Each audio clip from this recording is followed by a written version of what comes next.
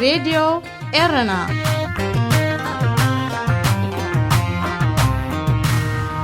عزوز سلامتنا تقبلوا أبستفلالي كورنعات عالم كوينكم نمدبات راديو إيرنا التكتاتلو زخبركم سمعتنا نايلو مقدم إسران شوعاتن نحاسة كلتشحن إسران كلتن فنوى راديو إيرنا يفلمالو أب نايلو متحستونا أب سومزز قنايو زيناتات وشتهاجرن وطعن كمون مدب كفوزة حيزنا لكم قريبنا لنا كسافت أمي مدبنا مسانا حبيركم كتسأنحو أدمينايو مس راديو إيرنا يخم زلكم زغبركم سمعتنا إزي صومناوي في تساميتاتيو أبناي سنبت في تساميتات فدرالو منغس إثيوبيا جزيوي تقصيدو ناي مبال سمع بمتحاس دبداب أكايدو بمبال حواحات نزغربو كسي اتمنغسي ناي آلو تاملاشي بلوم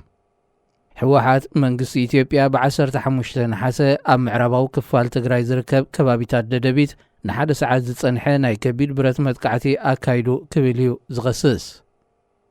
أتدبداب كبير برات منغس إثيوبيا نسلام قرب كم زي كونه زنت صري كبل حواحات بتوسخ يخسس صحافيت قدات برس قداماي منيستر بلينسيوم أبزهبتو غازيت أو مغلصي نتي بحواحات زغربة كسي ناي آلوتا ملاش دحر مهاب أتتتصابقو دو ناي مبالن زررب سلامن نخي عوات حواحات زمهزو زرلو سنعيلا نصاب توساقي فدرالاو منغسي نزت سلام دلوالو إلا انتقونتي جيزاوي تغسي ناي مقرات سمع نحوار زخونلو بكلتي موغنات كفرمالو إلا حواحات بوغنو أغميتوام زلو كرما كونتات كي تتكبرو زت سلام كعوات كم زي كيلن أب كندي بمونغونينات حبرات أفريقيا ببريزيدنت كينيا نبر أهورو كينيا تاغ كايدنيو زتقلب زلو بفدرالاو منغس إثيوبيا زغمت شوعة زابالاتا تزاتايد قجلة حدش إما مسلام حزا قريبا كوانتلا زت قرما مجمارو تغسينا مقرات سمع كفرم زتقلب سلزركبو بوغن حواحات تقبلنا تايرخبن زلو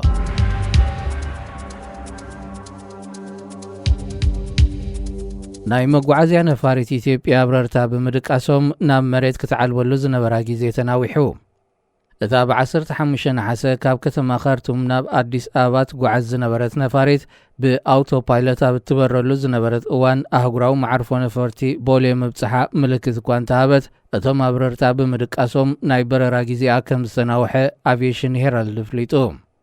سلاسان شوعتن شحج أما بريغات ورز نبرت إتا ناي مقعزيا نفاريت أبررتا كام قوصار برراتات معرفو نفرتي بولي نزقبر اللوم زنبرت ساوعتون كسمعوي قالون أمو داتاتا نفاريت ألار مختقبر مسجمرت توم بايلت كابدك أسوم سلز تبرابرو 25 دقائق دحرتي زقبا أجيزي بسلام كتعلم مخالا أفيشن هيرالد حبيروم أتوم بايلتا برران كلو مخنيات مدقاسيوم دخام كخون كمزغل مغلصيتاتي وهابولو مغدا اير إثيوبيا نت ጉዳይ መልኪቱ ዝሃቦ መግለጺ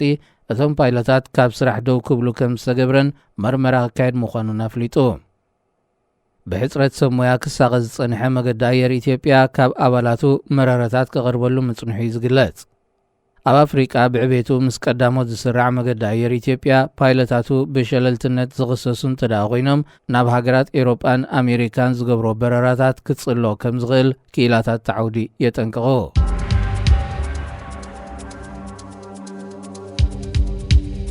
حدش بريزيدنت كينيا خوين استمرص ويليام روتو بزعبا حقاونت معواتو زملكت نزغربلو بدوتات كلو ابيت فردي خمغتو دلو كم زلو فليتو وصيت مريچ اب سنغرلو حدت ساعات دحيرو 4 كابتوم 7 ابالات كوميشن مريچا بابو مبرم كم زتغللو دحر مغلاصم ات غداي نابيت فردي قرب كم زغل معكنات زينات هاجر يገልጻለዋ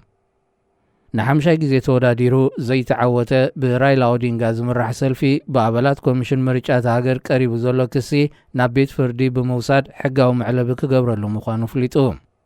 حفشاوي مريچا كينيا ناتس أن رتعاون منبارو بتعذبتي قجلتات سلز تمسكره رايلا أودينغا كغربو زدالو زولو كسي انتاي مخاني تنتصرن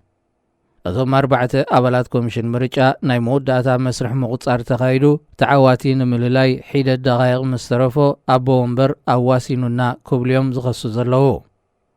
ድሕሪ ነፍሲ ወከፍ ፕሬዝደንታዊ ምርጫ ሕንፍሽፍሽ ክትምስክር ዝጸንሐት ኬንያ ወዲ 55 ዓመት ዊልያም ሩቶ እንተዘይተዓዊቱ ንዓብዪ ክበጋገስ ተኽእለሎ ተባሂሉ ተሰጊዩ ጸኒሑ ምስ ሬድዮ ኤረና ኢኹም ዘለኹም ዝኸበርኩም ሰማዕትና እዚ ሰሙናዊ ፍጻሜታት እዩ። ኣብ ናይ ሶኒ ፍጻሜታት ኣብ ኤርትራ ንዝሓለፈ ኣስታት 20 ዓመታት ልሙድ ተርእዮ ኮይኑ ዘሎ ጸልማትን ግፋን ኣብዚ እዋን እውን ይቕጽል ኣሎ። ኣብዚ ዝሓለፈ 2 ወርሕ ኣብ ሓያሎ ከተማታትን ገጠራትን መጠነ ሰፊሕ ግፋ ክካየድ እንከሎ ኣስመራ ኣብ እትርከቦ ከተማታት ድማ ንዝበዝሐ ሰዓታት ኣገልግሎታት ኤሌክትሪክ ተሓሪሞ ኣብ ጸልማት ይርከብ። ኣብ ኤርትራ ምስ ዘሎ ራዕድን ሕሰምን ግፋን ጸልማትን ተደሚርዎ ንሓያሎ ዜጋታት መዓልታዊ መነባብሮ ዘይጽወር ኮይንዎ ምህላው ኣብዚ ቀረባ ካብ ናይ ኤርትራ መገሻ ዝተመልሱ ወገናት ንሬድዮ ኤረና ኣመልኪቶም። ኣብዚ እዋን እዚ ብሰንኪቲ ንሓያሎ ሰዓታት ዝቕጽል ዘሎ ምቁራጽ ኤሌክትሪክ መስመራት ቴሌፎን ብፍላይ ሞባይል ኣይኮነን ዶ ካብ ወጻኢ ሃገራት ንዝድውሉ ኣብ ውሽጢ ኤርትራ ንዝርከቡ ዜጋታት እውን ብስሩዕ ከራኸቦም ከም ዘይክእል እቶም ዜጋታት ብተወሳኺ ሓቢሮም። ንሳቶም ብቴሌቪዥን ኤርትራ ዝቐርብ ይኹን ደገፍቲ ናይቲ ብስልጣን ዘሎ ስርዓት ግደፍ ኤርትራ ብምዕባለት ሕንበባላ እናበሉ ኣብ ማሕበራዊ ሚድያ ዝልጥፉ ወሳእል ምስቲ ናብቲ ሃገር ጌሽካ ትረኽቡ ሓቅታት ናይ ሰማይን ምድርን ፍልልይ ዘለዎ ምዃኖም ኣገንዚቦም። ኤርትራ ቅድሚ 20 ዓመታት ምስ ዝነበራ ኩነታት ብምንጻር ብዝበኣሰ ናብ ድሕሪት ተመሊሳ ምህላዋ ድማ ኣብ መወዳእታ ንዓይኒ ምስክርናቶም ሂቦም።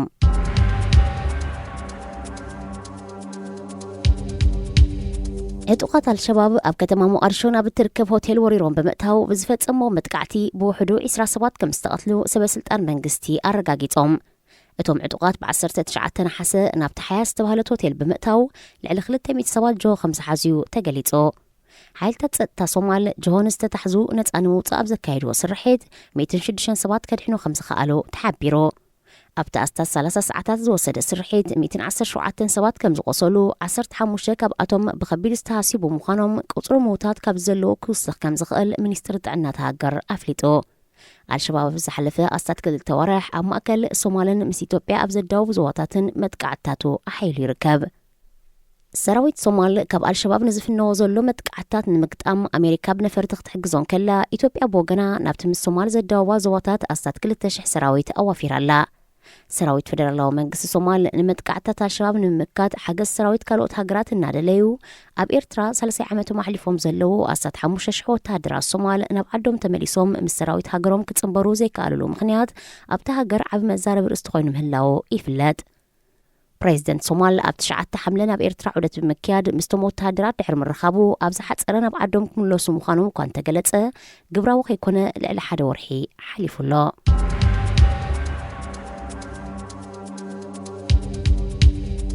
ኣብ ቀርና ኣፍሪቃ ብሰንኪ ተኸሲቱ ዘሎ ደርቂ ህጹጽ ናይ መግቢ ረድኤት ዘድልዮ ብዝሒ ህዝቢ 22 ሚልዮን ከም ዝበጽሐ ውድብ መግቢ ዓለም ኣፍሊጡ። እቲ ኣህጉራዊ ትካል ብ19 ነሓሰብ ዘውፅኦ መግለጺ ኣብ መጀመርያ ናይዚ ዓመት ኣብ ኢትዮጵያ ሶማልን ኬንያን ህጹጽ ረድኤት ዘድልዮ ብዝሒ ህዝቢ 13 ሚልዮን ምንባሩ ብምጥቃስ ኣብ ውሽጢ እዚ 8 ወርሕ ብተወሳኺ 9 ሚልዮን ምዕራጉ ኣሚቱ። ብፍላይ ኣብ ሶማል ፍርቂ ካብ ብዝሒ ህዝቢ ተሃገር ኣስታት 7 ሚልዮን ሓደጋ ጥሜታን ጸላሊዎ ከም ዝርከብ ዘመልከተ ውድብ መግቢ ዓለም እቶም ኣስታት 213,000 ንዓጸቦ ዝተቓልዑ ምዃኖም ኣስሚሩሎ። ኣብ ኢትዮጵያን ኬንያን እውን ተመሳሳሊ ስጋት እዩ ዘሎ። ብመሰረት ጸብጻብ ሕብራት ሃገራት ኣብዚ ዓመት እዚ ኣብዘን ሃገራት ብሰንኪ ዓጸቦን ምስኡ ዝተተሓሓዘ ኩነታትን ኣሽሓት ሰባትን ጥሪቶምን ሞይቶም እዮም። ተወሳኺ ሞት ከይስዕብ ን6 ወርሕ ዝጸንሕ ህጹጽ ረድኤት ንምቕራብ ናይ ልዕሊ 418 ሚልዮን ዶላር ምወላ ከም ዘድሊ ውድብ መግቢ ዓለም ኣተሓሳሲቡ። ኣብ ቀርኒ ኣፍሪቃ ብዘይካቲ ባህርያዊ ደርቂ ዝፈጠሮ ሓደጋ ጥሜት ኩናት ብወገኑ ከቢድ ሰብኣዊ ቅልውላው ኣስዒቡ ይርከብ። ምስ ሬድዮ ኤረና ኢኹም ዘለኹም ዝኸበርኩም ሰማዕትና እዚ ሰሙናዊ ፍጻሜታት እዩ። ኣብ ናይ ሶሉስ ፍጻሜታት ኣዛዝ ሰራዊት ሓይሊ ምድሪ ዝርከቦ ላዕለዋይ ጉጅለ ልኡኽ መንግስቲ ዩጋንዳ ኣብ ኢትዮጵያ ወግዓዊ ናይ ስራሕ ምብጻሕ ፈጺሙ። እቲ ሚኒስተር ዘቤታዊ ጉዳያት ሄንሪ ኦኬሎ ኣዛዚ ሓይሊ ምድርን ፍሉይ ናይ ጸጥታ መኻርን ፕሬዚደንት ሞሆዚ ካይኖሩጋባን ካልኦት ላዕለዎት ኣዛዚ ሰራዊትን ጸጥታን ዝሓቖፈ ጉጅለ ብሰንበት 21 ነሓሰ ኣዲስ ኣበባ ኣትዩ። ብሚኒስትሪ ጉዳያት ወጻኢ ኢትዮጵያ ንዑደት እዚ ላዕለዋይ ጉጅለ ልኡኽ ዩጋንዳ ብዝምልከት ኣብ ዞባዊ ጸጥታ ዘተኮረ ዘተ ንምክያድ ካብ ዝብል መግለጺ ሓሊፉ ካልእ ዝርዝራዊ መብረሂ ተዋህቦን። ኣባላት ጉጅለ ልኡኽ መምስ ኢትዮጵያውያን መዘናታቶም ርክብ ከካይዶም ምዃኖም ግና እቲ መግለጺ ኣፍሊጡሎ። ውሽጣዊ ጸጥታዊ ኩነታትን ኣብ ዝተፈላለዩ ክፋላት ኢትዮጵያ በብግዚኡ ዝውላዕ ዘሎ ብሄር ዝመንቀልዩ ሕንፍሽፍሽ ጥራኪ ኣክል ብወገን ሶማል ምስ ኣሸባብ ብወገን ሱዳን ኣልፋሽጋን ፈለግናይልን ዝመንቀልዮም ብቅልውላዋት ተኸቢቡ ዝርከብ መንግስቲ ኢትዮጵያ ምስ ኣህጉራውያንን ዞባውያንን መንግስታት ኣብ ቀጻሊ ርክባት ተጸሚዱ ይርከብ።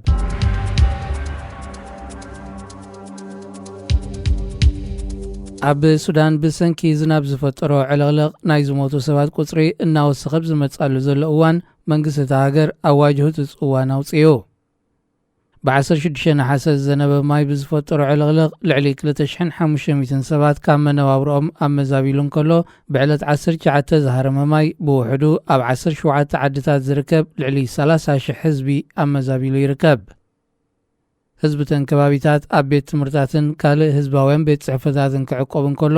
ንስታድዮማት እውን ናብ ጊዜያዊ መዕቆቢ ቀይሮወን ይርከብ። ክሳብ ሕጂ ተረኺቡ ብዘሎ ሓበሬታ ልዕሊ 860,000 ህዝቢ ህፁፅ ረድኤት የድልዮ ከም ዘሎ ኣህጉራውያን ትካላት ግብረ ሰናይ ኣመልኪተን። እዚ ፈለግ ናይል ኣብ ዝሓልፈን ዞባታት ሱዳን ዓመታዊ ዝረአ ዕለቕለቕ ምስ ናይ ዓምን ቅድሚኡ ዝነበረ ዓመታትን ክረአ እንከሎ ብቁፅሪ ግዳያትን ኣስዒብዎ ዘሎ ዕንወትን ብዕፅፊ ከም ዝወሰኸ እዩ ዝግለጽ።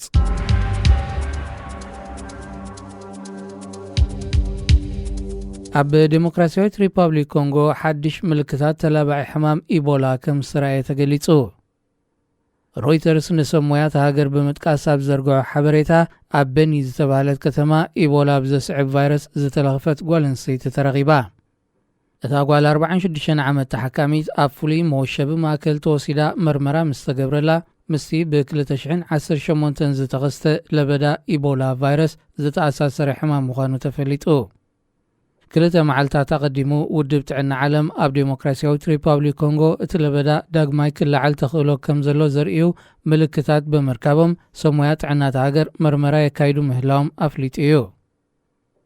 ኢቦላ ቫይረስ ኣብ ዓይኒ ማእከላይ መትነታት ኣእምሮን ኣብ ኣካላትና ዝርከቡ ፈሰስቲ ነገራትን ንዓመታት ተሓቢኡ ጸኒሑ ኣብ ዝተወሰነ እዋን ከጥቅዕ ዝኽእል ሓደገኛ ተሃዋሲ ምዃኑ ይፍለጥ። ኣብ ዴሞክራሲያዊት ሪፐብሊክ ኮንጎ ኣብ 2018 ዝተረኣየ ለበዳ ቫይረስ ኢቦላ ብኣሽሓት ዝቑጸሩ ሰባት ከም ዝቐተለ ዝዝከር እዩ። ምስ ሬድዮ ኤረና ይኹም ዘለኹም ዝኸበርኩም ሰማዕትና እዚ ሰሙናዊ ፍጻሜታት እዩ። ኣብ ናይ ረቡዕ ፍጻሜታት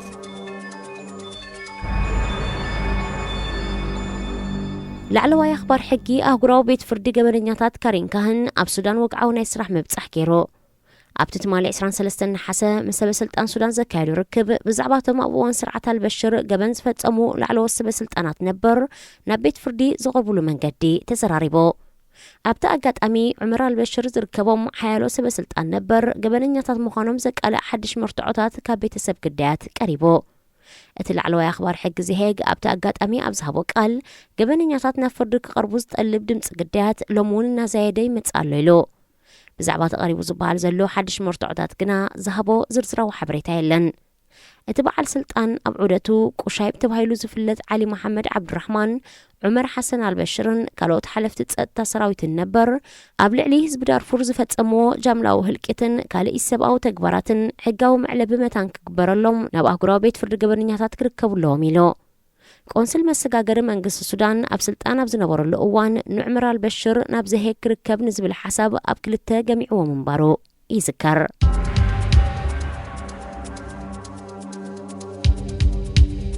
ብድምፂ ብልጫ ብጸቢብ ዝተሰዓረ ፕሬዚደንታዊ ተወዳዳሪ ራይላ ኦዲንጋ ንሕጋውነት ምርጫ ብዝምልከት ኣፈናዊ ክሲ ኣቕሪቡ።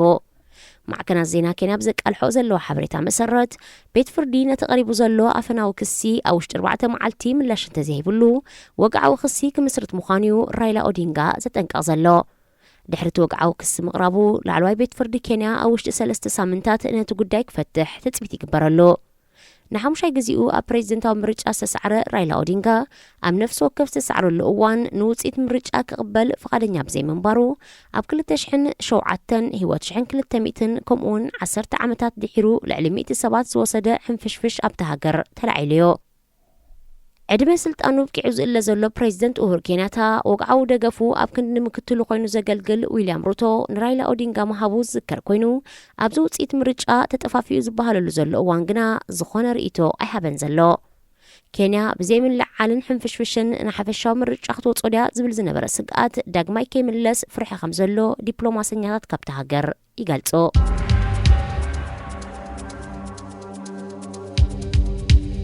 ኣብ ሕቡራት መንግስታት ኣሜሪካ ሓደ ደቡብ ሱዳናዊ ዲፕሎማሰኛ ብጾታዊ ዓመፅ ጓል ኣንስተይቲ ኣብ ትሕቲ ቀይዲ ኣትዩ። ምንጭታት ፖሊስ ካብ ኒውዮርክ ካብ ዝሃበዎ ሓበሬታ እታ ነዚ ክሲ ዘቕረበት ጓል ኣንስተይቲ ከልቢ ከተዛውር ወፂኣ ነይራ ንገዛ ትምለሰሉ ዝነበረት እዋን እዩ እቲ ደቡብ ሱዳናዊ ዲፕሎማሰኛ ተኸታቲሉ ምስ ኣትዩ። ሂደት ሰዓታት ድሕሪ ፍጻሜ ንፖሊስ ስለ ዝሓበረት እቲ ቻርለስ ኦሊሃስ ዝተባህለ ዲፕሎማሰኛ ብሰንበት 21 ናሓሰ ኣብ ሰዓታት 11 ናይ ለይቲ ኣብ ትሕቲ ቀይዲ ከኣቱ ከም ዝኸኣለ ተገሊጹ። ቻርለስ ኦሊሃ ብሚኒስትሪ ጉዳያት ወጻኢ ደቡብ ሱዳን ተመዚዙ ንመንግስቱ ዘገልግል ዘሎ ብምዃኑ ናይ ዲፕሎማሰኛ ውሕስነት ሓቲቱ ንጽባሒቱን እኮ ካብ ቤት ማእሰርቲ ወፂኡ። እታ ስማ ዘይተገልጸ ጉዳይ ምርመራ ክግበረላ ኣብ ማንሃታን ናብ ዝርከብ ኮሎምቢያ ዩኒቨርሲቲ ሆስፒታል ተወሲዳላ። ነዚ ብዝምልከት ወኪል ደቡብ ሱዳን ኣብ ኒውዮርክ ብጋዜጠኛታት ተሓቲቱ ዝኾነ ምላሽ ኣይሃበን። ፖሊስ ኒውዮርክ እንታይ ዓይነት ክሲዩ ክምስርት ንዝብል ሕቶ ገና ኣብ ምርመራ ዘሎ ጉዳይ ስለ ዝኾነ ሕጂ ዝግለጽ ጉዳይ ኣይኮነን ክብል ወሃብ ቃል ቤት ጽሕፈት ፖሊስ ኮሚሽነር ጁልያን ፊሊፕ ኣፍሊጡ። ምስ ሬድዮ ኤረና ይኹም ዘለኹም ዝኸበርኩም ሰማዕትና እዚ ሰሙናዊ ፍጻሜታት እዩ።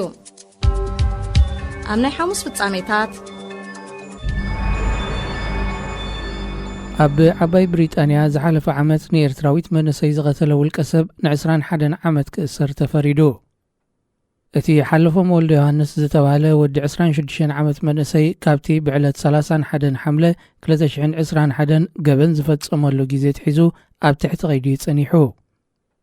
ኣብ ብሪጣንያ በርሚንግሃም ድሕሪ ምእታዋ ድሕሪ 1 ዓመት ብዝሕዝን ኣገባብ ህይወታ ዝሓለፈት እታ ዮርዳኖስ ብርሃነ ዝተባህለት ጎርዞ ህይወታ ንምቕያር ትጽዕርን ናይ ትምህርቲ ሕልምታት ከም ዝነበራን ቤተሰባን ፈለጥታን ይገልጹ። ዘቤታዊ ዓመፅ ኣብ ኤርትራውያን ማሕበረሰብ እናገነነ ዝመጻሉ ዘሎ ብዝሕጂ እዋን ብፍላይ ኣብ መንእሰያት ሓድሕድ ምቅታል ንቡር ተርእዮ እናኾነ መምጽኡ ክኢላታት ስነ ኣእምሮ ብሓዘን ይገልጹ። ዮርዳኖስ ብርሃነ ኣብ ገዝኣ ብካራ ተወጊኣ ምስ ወደቐት ጎረባብታ ናብ ፖሊስ ብምድዋል ረድኤት እኳ እንተሓተቱ ደማ ወዲኣ ኣብ ቦታ ገበን ከም ዝዓረፈት ኣብ ጊዜኡ ኣብ ማዕከናት ዜና ተቓሊሑ እዩ። ቤት ፍርዲ በርሚንግሃም ንሓለፎም ወልደ ዮሃንስ ን21 ዓመት ክእሰር ፍርዲ ድሕሪ ምሃቡ ሓዋን ዮርዳኖስ ገዛኢ ብርሃነ ንሰባት ክሕግዝ ባህሊት ዓብዪ ሕልሚ ዝነበራን ጻዕረኛን ሓፍትናዩ ወሲዱልና። እቲ ፍርዲ ውሒድዎ ኸማን ድሕሪ ምባል ብሓይሊ ክትፈትዎ ንዘገደዳ ጓል ኣንስተይቲ ስለ ዝኣበየቶ ጥራይ ህይወታ ክወስድ ዘይንቡር ጭካነ እዩ ክብል ንጋዜጠኛታት ገሊጹ። ዮርዳኖስ ናብ ብሪጣንያ ክሳብ ዝበጽሓትሉ እዋን መሪርን ኣዋርሕ ዝወሰደን ጉዕዞ ሱዳን፣ ሊብያ፣ ማእከላይ ባሕርን ኢጣልያን ሰጊራያ ድሕሪ ነዊሕ ከርተት ንቡር ህይወታ ክትመርሕ ጀሚራ።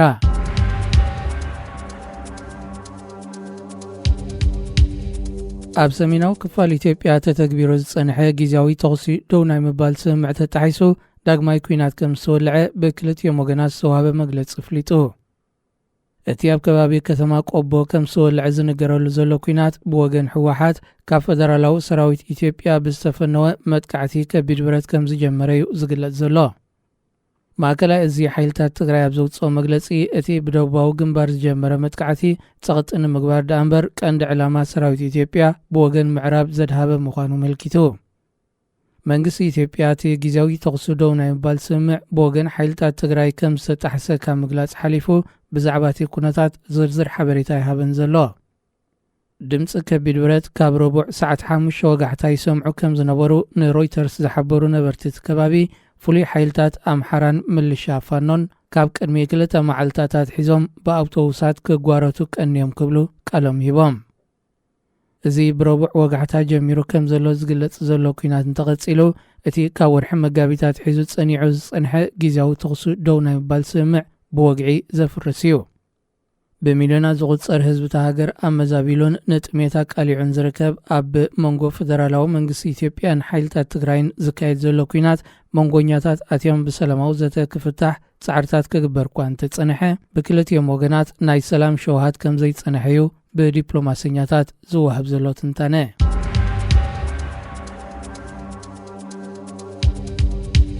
ኣብ ተመሳሳሊ ዜና ተተኮስ ኣጽዋር ጽዒና ናብ ክልል ኣየር ኢትዮጵያ ዝኣተወት ነፋሪት ብጸረ ነፈርቲ ተሃሪማ ከም ዝተሓምሸሸት ሰራዊት ኢትዮጵያ ገሊጹ። ካብ ሚኒስትሪ ምክልኻል ኢትዮጵያ ሜጀር ጀነራል ተስፋይ አያሌው ንማዕከናት ዜና ሃገሩ ዝሃቦ ቃል እታ ካብ ሱዳን ተበጊሳ ዝበላ ነፋሪት ኣጽዋር ናብ ሓይልታት ትግራይ ተጓዓዝ መንባራ ይኸሲሱ ብዕለት 24 ነሐሰ ኣብ ሰዓታት 10 ናይ ንጎ ኣብ ከባቢ ሑመራ ታህሪማ ከም ዝወደቐት እትግለጽ ዘላ ዛ ነፋሪት ዋንነታ ናይ መን ምዃና ሰራዊት ኢትዮጵያ ኣየፍለጠን ነዚ ሰራዊት ኢትዮጵያ ዝሃቦ መግለጺ ብዝምልከት እዚ ዜና ናብ ስቱድዮ ክሳብ ዝኣተወሉ ሰዓት ብሳልሳይ ኣካል ዝተዋህበ መግለጺ የለን ምስ ሬድዮ ኤረና ይኹም ዘለኹም ዝኸበርኩም ሰማዕትና እዚ ሰሙናዊ ፍጻሜታት እዩ ኣብ ናይ ዓቢ ፍጻሜታት ኣብ ማልታ ኣብ ዝሓለፈ ቅዳመ ሰንበት ብሓደጋ መኪና ዝሞተ ውልቀ ሰብ ኤርትራዊ ምዃኑ ተፈሊጡ እቲ ወዲ 29 ዓመት ኤርትራዊ ኣብ ቦታ ሓደጋ ብንቡኡ ሂወቱ ከም ዝሓለፈት ፖሊስ ተሃገር ገሊጹ ነቲ ሓደጋ ዝፈጸመ ወዲ 24 ዓመት ተወላዲ ማልታ ኣብ ትሕቲ ቀይዲ ይርከብ ንመንነት ሂወቱ ዝሓለፈት ኤርትራዊ ይኹን ነቲ ሓደጋ ዝፈጸመ ወዲ ማልታ ብዝምልከት ዝርዝር ሓበሬታ ኣይተዋህበን ፖሊስ ተሃገር ብዛዕባ እቲ ሓደጋ መኪና ገና ኣብ ምርመራ ስለ ዘሎ ተወሳኺ ሓበሬታ ካብ ምሃብ ተቆጢቡሎ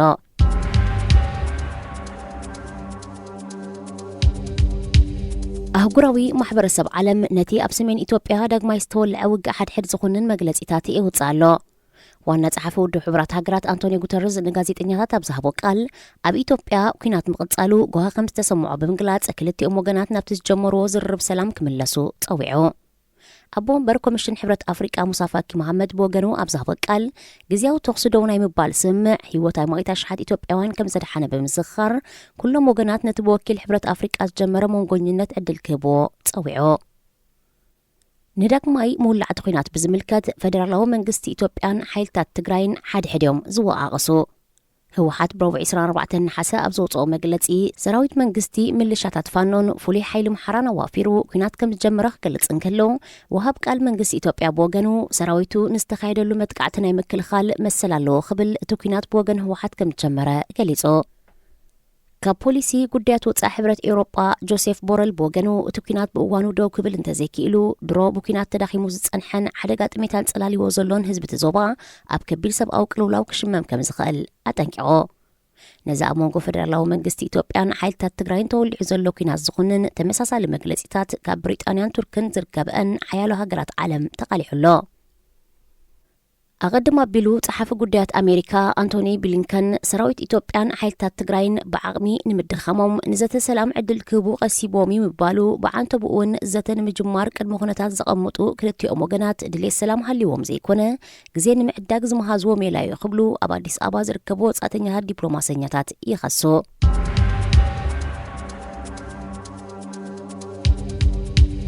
بخلق وجن هو حات نسبة وردئت تخزن لعل فرق بليون برميل ندار زميته قبل ودمج بعلم كسيسو أبوهم برتأكل ودو حبرات هجرات بحموس إسران حموش النحاسة أما حبراو من رخبيتات بزرقو حصحوف حيلتات تجراي حموش 270 لتر ندادي زميته ميلو نص بتوسخي تتخزينو زنبرة ندادي سب أوردئت بتصحكو علتمدي بخمس نبرة أفليتو መንግስቲ ኢትዮጵያ ነዚ ብዝምልከት ኣብ ዝሃቦ መግለጺ እቲ ተዘሚቱ ዝበሃል ዘሎ ነዳዲ ናብቲ ዝተመደበሉ መዓላም እንትኸውዕል ብቕጽበት ናብ ውድብ መግቢ ዓለም ክመለስ ጸዊዑ ንልዕሊ 8 ወርሕ ኣብ ከቢድ ሰብኣዊ ቅልውላውን ሕፅረት ኩሉ ዓይነት መሰረታዊ ጠለባትን ዝርከብ ሰሜናዊ ክፋል ኢትዮጵያ